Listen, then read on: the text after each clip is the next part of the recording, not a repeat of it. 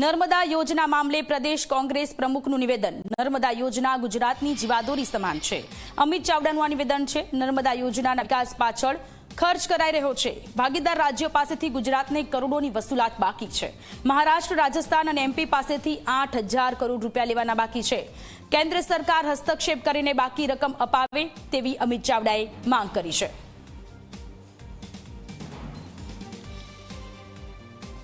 તેમ છતાં આજે વિધાનસભાની પ્રશ્નોત્તરીમાં અમે પ્રશ્ન પૂછ્યો કે ભાગીદાર રાજ્યો પાસે છેલ્લા 2 વર્ષમાં કેટલી રકમ લેવાની બાકી છે, તો એના જે આંકડા આપ્યા છે કે 31 જુલાઈના અંતિમ જે આંકડા છે મુજબ મધ્યપ્રદેશ પાસે 5,516 કરોડ રૂપિયા લેવાના બાકી છે, મહારાષ્ટ્ર પાસે 1,883 કરોડ રૂપિયા લેવાના બાકી છે, રાજસ્થાન પાસે 574 કરોડ રૂપિયા લેવાના બાકી છે।